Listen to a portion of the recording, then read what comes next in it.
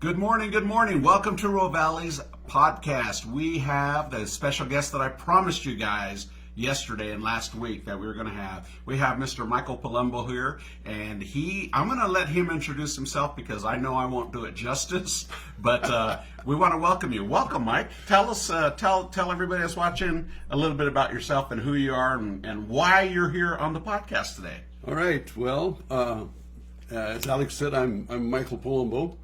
I'm the conductor of Chamber Orchestra Ogden. I am a retired faculty member from Weber State University, where I taught for 31 years. Why am I here? Well, I'm here to talk about the orchestra and about our upcoming Untamed Pops concert that we have coming up July 17th at the Ogden Amphitheater. And that's going to be spectacular, fantastic, and much welcome. After all the stuff we've been through, guys, now's the time to celebrate, and what better way than a Pops concert at the Amphitheater in Ogden on historic 25th Street. But first, we have to do our toast. I have coffee, he has water. I don't know why I did that, but I did it. Here's to you. All right, well, we're glad to have everybody. It's a cloudy day, you guys. I think there might be a chance of rain. I understand the weather said there was going to be like dry thunderstorms or something like that, and that scares me because of how dry everything is. Right. I don't want lightning hitting that ground, you know, because it's going to go up. You need a little water with it, huh? Yes. Like a lot of water with it, but yeah. So Mike, I want to ask you. I mean, normally when I do interviews, it's just really casual, you know, and just. Just off the cuff. I don't have a list of questions. I kind of build as we go along. Sure. But I do want to ask you, where are you from? Where do you originate from? And how did you end up here in Ogden? Okay, well, to make a long story short, I was born in Denver, Colorado. My wife and I moved from one place to another, taking new teaching jobs. And then I applied for the job here. I got it. And we've been here since 1982. Wow, that's quite a tenure. So you applied at Weber State University. Mm-hmm. Was it a university back then or a college? No, actually, it was a Weber State College. Ah. Yeah. Didn't become a university for quite a while, but that's what happens, you know. So are you a musician yourself? I am a musician, yes. I'm an orchestra conductor primarily. I'm a viola performer, and I taught viola and orchestra at the university. I retired from Ballet West about 4 years ago as principal violist for the orchestra. So I still do some playing and some teaching. Oh, that is awesome. Well, it sounds like, and then, so how do you graduate from being a performer and a musician to like a conductor? That's your official role, correct? It is. Actually, my master's degree and my doctorate are both in orchestral conducting, with a viola secondary. So that's pretty much what I've done since, let's see, my first job in Iowa back in 1971. Yeah, I was a conductor. Wow. And that's what I do. I conduct first, I play viola second, and I guess that'll never change now. See, and that's pretty awesome, because when you have someone with this experience, this and the masters and doctorates, I mean, that tells you how serious that the orchestra is here, Yes. and that it's it's I venture to say world class as far as the musicians that play and the experiences that they have. Can you tell us a little bit about the orchestra itself? And I don't want to name specific people in the orchestra, but just as a whole, how would you describe it to our viewers? Well, just a little quick background. We were invited, or actually I was asked in 2010 to put together a little group to perform at the farmers market back when they had it just in that park. Mm-hmm. Yeah. Okay, they put up a little stage, and I got some alumni together, and we got together and had a rehearsal, played some music, and from that point on, I had a lot of my alumni asking, when are you going to start an orchestra so we can play regularly? Wow. Well, I guess I I gave in, and so I started this orchestra. We got a board of directors. One of my people on my board said, "Here's money. You raise the rest. We have to pay the orchestra to do this." And so my primary job is, outside of conducting, is to write grants and try and raise money in order to support the orchestra. The musicians themselves, the majority of the musicians are actually alumni from Weber State. My former students, who for some reason or other are still willing to perform with me. Then we have some other people who are not alumni, but are, of course, good players, because everybody has to audition to get into the group. Have some good teachers, both public school and college teachers. We don't have anybody that is a full-time professional orchestra player in the orchestra, because of course it's not that kind of an orchestra. But all of the musicians are really good. We are a good orchestra. We're not the Utah Symphony, but we're a pretty good orchestra anyway. Well, and I have to say, when you have somebody that's as dedicated as Mike here to his craft, he's going to demand the very best. And so when people audition, what are you looking for when they audition? What kind of things are you looking for? Well, the normal audition actually is just a little bit of solo material on whatever their instrument is, and then orchestral excerpts, little pieces or parts from various orchestral pieces. And I'm listening for, of course, obviously how well they play, intonation, musical sensitivity, being able to make it sound good. Playing in tune, of course, is extremely important. Having a lot of technique, the ability to sit down and play a piece of music that might be quite difficult, because we do some very difficult music during our regular season. See, and I think that's important for you guys to know, because of the work that is put into this, and the shows that they put on, the performances. And I think, before I move any further, that this concert is free, right? Oh yes, the concert is free, but you do have to have tickets in order to get in. Now, you can get tickets. I would suggest that you go to Rovali's, have dinner, and pick up a couple of tickets. When you do that, Alex will be glad to give you tickets. The concert's free. Come join us. We're going to have food trucks, dance, music, fun. We actually have an Ogden-based composer who is writing a piece of music for us. Wow. Alfonso Tenuero is a well-known composer. He writes great music, nationally, internationally known. Lives right here in Ogden, and he is originally from Venezuela. His music is great. I'm really looking forward to seeing what he's written for us. Hopefully within the next week or so I'll have it so that I can get it out to my musicians. So they got to practice, rehearse. Yeah, because I suspect his music is never really easy. It's going to be a little bit harder to play. Wow. But the musicians will do it just fine. So not only are you getting a free concert, you're getting some original scores. Right. And that, to me, that's just fantastic. Now, I've always known that the music scene here locally has always been top notch. I mean, there's so many various artists and bands, and then the orchestra to just top everything off. Have you ever had like a vocalist and backed up a vocalist in one of your performances with the orchestra? Oh yeah. Some of you may remember Tao Pupua.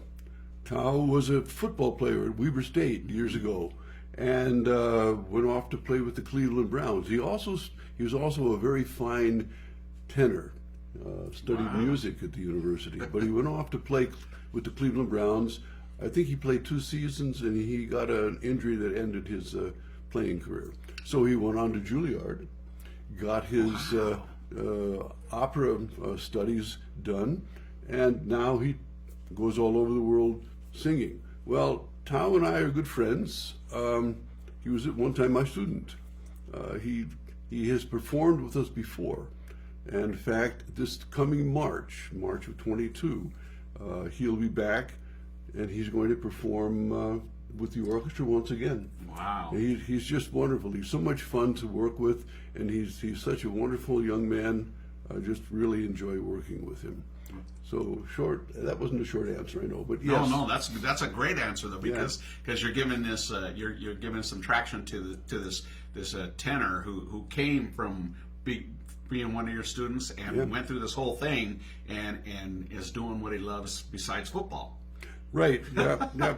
And we've worked with organizations from the university, like the choirs there. Sometimes we did the Beethoven Ninth Symphony not too long ago with the concert choir from Weber State, and we brought in some professional soloists for that. So yeah, we do quite a bit of music with singers, also with dancers. We perform with Imagine Ballet Theater as their accompanying orchestra. We have.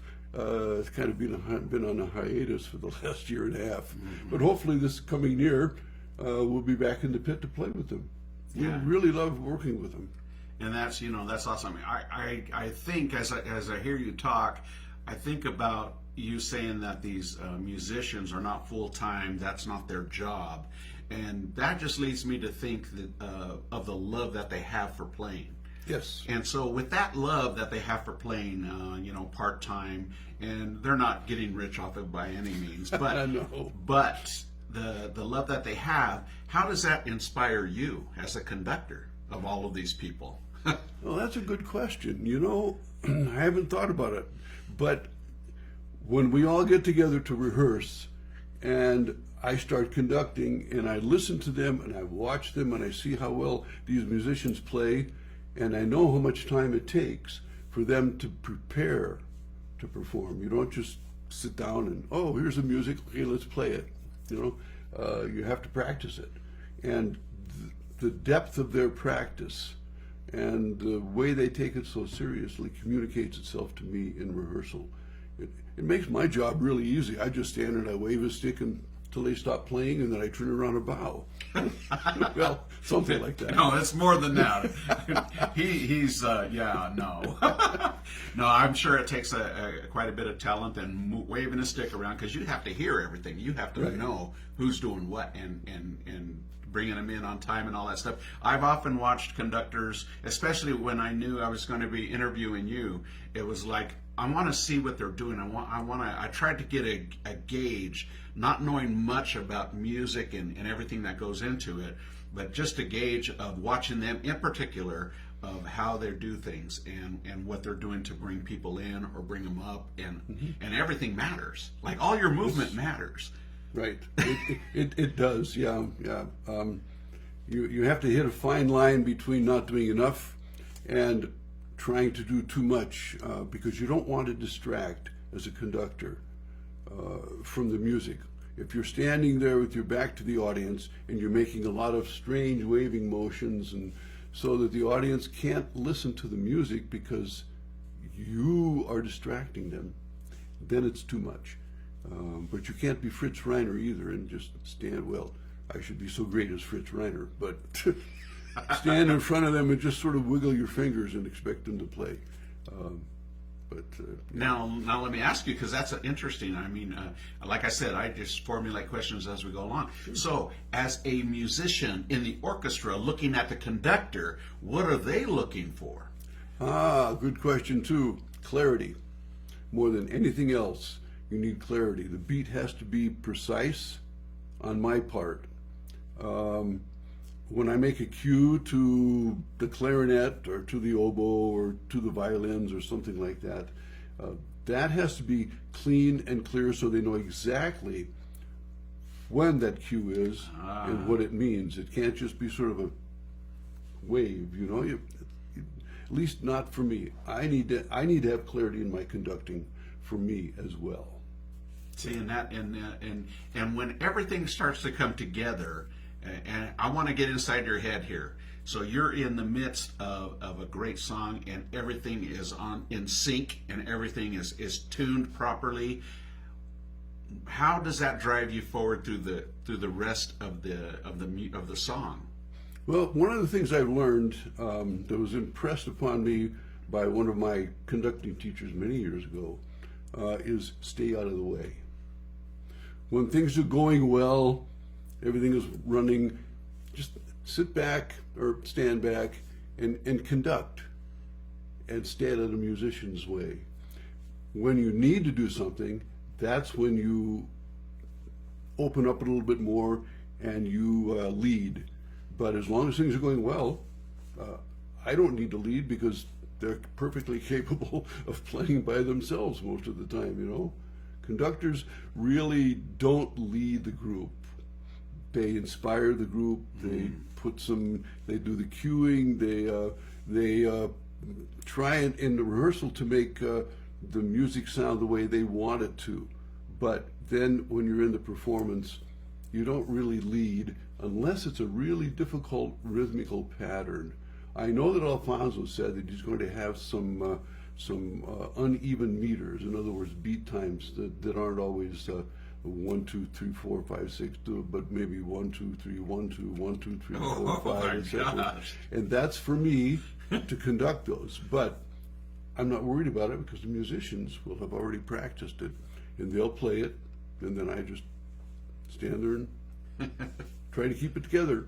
Okay, so let's go one level deeper then. Okay. How does that make you feel when everything is firing on all cylinders? I mean, how do you feel inside, you know, that people can't see that you're doing this thing? I know you said, you know, stay out of the way when things are going good, but you gotta have, you know, some sense of, wow, you know. So what goes through your mind in that part of it? I guess it depends a little bit on the specific place, but just sort of this is really going well. Well, this is great. I'm enjoying myself, which is what I try to do when I'm conducting, is enjoy myself because the musicians play well. That's, I think, not consciously going through my head, but I think that's the way I feel when everything is just really going swimmingly. You know, which it usually does. So I'm quite comfortable and happy. Excellent. So after a concert, do you guys critique yourselves?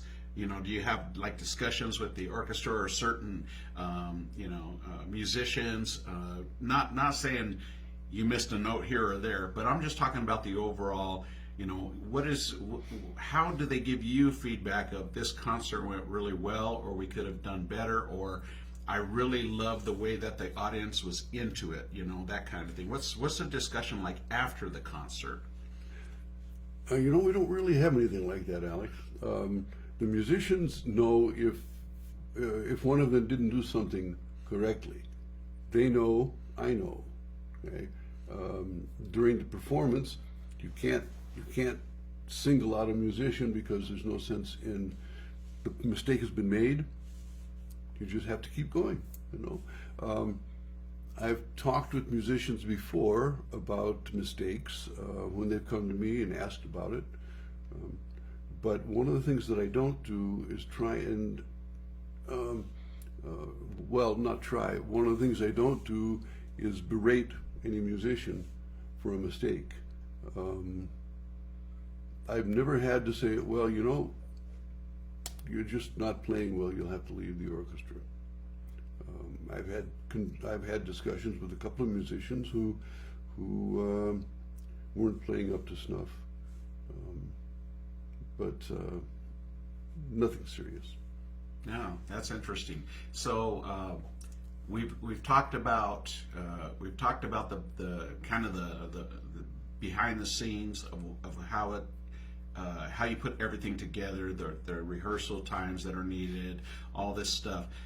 Now, I would like to talk specifically about the upcoming Untamed Pops concert. All right. So give us the lowdown on that. Well, you know, this concert is going to have a little bit of everything. My good friend Deja Mitchell, who many of you may know, is a dancer. And in fact, she teaches some dance up at the university. We've been friends a long time. We've worked together. and we're on the Arts Council, Ogden City Arts Council together. Deja and some of her people are going to be there to provide some movement. We're going to do some things that I think people will really enjoy watching them dance more than listening to us, because we'll just be sort of background for them. Things like, Let's Get Loud, Motown stuff, some Motown stuff. Wow, that's cool. Oh, yeah, we're gonna, you surprised me there. A lot of things like, this concert's going to have, it's going to have Motown, it's going to have Disney, it's going to have a little bit of I shouldn't say serious orchestra music, it's all serious orchestra music, but no heavy class. Right, I think so. See? He knows. Okay. Sorry about that, guys. That's Sanchez interjects every podcast. He didn't like what I said, or he's arguing with me. We're going to have music, that they say it's not heavy classical music. We're going to have some fun music, though, that will be different, outside of things like the American Salute, which is a really great piece based on When Johnny Comes Marching Home. Wow. Battle Hymn of the Republic, in an orchestral version. It's a big thing that can also be done with the choir. Let's see, what else are we doing? Well, guess I better figure it out since I'm conducting it. But no, and it sounds to me like you've got music for every taste, whether Absolutely. It's kids with the Disney, but I know a lot of adults that are huge Disney fans. Yeah. They love Disney. So, I mean, even saying that and having that included in the show is going to be pretty cool, I think. And so everybody is invited from, whether it's kids, adults, grandparents, whoever, you're all invited. It's going to be spectacular. I love the piece of the dancing. That sounds pretty cool to me It will too. be. Yeah. So when you were putting this together, we'll kind of wrap this up with this. When you were putting it together, what's the vision? Is there multiple people that are involved in saying, okay, we're gonna do this concert? So how does that come together? Well, this concert's a little different than most of them. Other concerts, it's primarily me putting things together. This concert, I'm working with Scott Patria, and Scott has his organization, Amped Arts, and he and I have coordinated to put this together because it's been a really big job. I've worked with Deja about what music she wants to do. I've run the literature through Scott, say here's what we want to do, and he's made some suggestions about music too. So it's a real group effort, Alex. And it's going to be very successful, I think, because of that. Because the three of us, we've worked together very well. Mm-hmm. And everybody's saying, well, I want to do this. Let's try this. Okay, let's do this. And so there isn't really a boss. Whereas in my other concerts, as I said, I primarily am the one that determines literature and soloists and so on like that. Okay. Although my board always has ideas for me, and when they do, I try to incorporate their ideas as well, because obviously they're the board of directors, and I rely on them to help me with a lot of things. And they're there for a reason.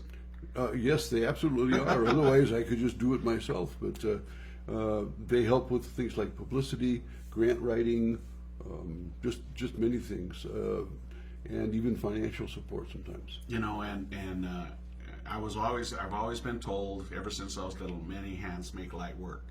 Yeah. They say too many cooks spoil the broth. But I tell you have to have the fine line between the two, That's but you're right. exactly right. That's right. If you have everybody has their assigned duty, then you do your job, and it all comes together. Yeah, exactly. Well, I want to thank Mike for coming and spending some time with us right here in the studio. I'm really excited about this because this is only, since the pandemic, this is only my second in-studio interview. I've been doing it on Zoom calls or various other applications. So having you right here, it's better to me. Yeah, because you can really get into the conversation.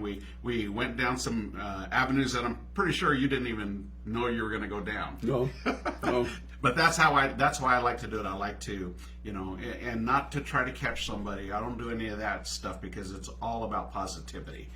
And Sanchez, get out of here. Man, my legs licked. Yeah, he's just a pain. Okay. Anyway, so as Mike stated at the beginning of the interview, we have tickets, and we want to give every single one of them away to you guys. Okay, we want to give them to you. All we're asking is come down to Rovali's, grab some lunch or some dinner, and we will give you tickets to this free concert that's coming up. Can you tell us again the dates and times, and give us all the information about the concert itself? Okay, the concert will be July 17th at the Ogden Amphitheater. The gates will excuse me. The gates will open at 6:30. Concert will be in 7:30. It'll run probably an hour and a half at the longest. I haven't timed it exactly. We'll have food trucks. We'll have music, dance, a couple of surprises. It should be a lot of fun. Excellent. And can people bring blankets and stuff like that? Oh yeah, absolutely. Bring your blankets or your folding chairs or whatever you want to make it comfortable to sit there. And then on the seating, is it like a first come first serve, or because I didn't look at the tickets in depth, like if there's assigned seating or anything like that? No, there's no assigned seating. There were VIP tickets for the seats, but the ones that are in the front of the amphitheater. But there should be plenty of those, I think, left also. And then you can bring, as I said, you can bring your own stuff to sit in. It's first come first serve. Yeah. Okay, so I think it's really important because I know Ogden, we have a fantastic community. We have a community that's supportive, and by these guys putting on this amazing Pops concert for free, that's support of the community too. Because a lot of people think, well, I want you guys to support them. They're supporting our community, and that's the distinction that I want to make, because they're putting a lot of time, a lot of effort to entertain you guys. And so we want to fill up that whole place, that there's not an empty seat in the house, because I know they will appreciate it, the hard work that goes in. And the best part is you guys will appreciate it because of the fantastic music, the wonderful dancing and performances, and he hasn't even told me the surprises, so I'm not going to spoil any of that stuff. But so we want to make this a win-win situation for everybody. We're so glad that Mike is dedicated the way he is to bringing art, culture, music to our community. It's fantastic. So I can't emphasize that enough, you guys. All right, stop by Rovali's today for lunch or dinner. We open at 11 a.m. and come and get some tickets, guys, because we got some. Okay, but they're going fast, so stop by and get them. All right, you guys. Well, as we always say, we'll see you on the flip side, and let's see if I can do this. Ciao for now. Bye-bye.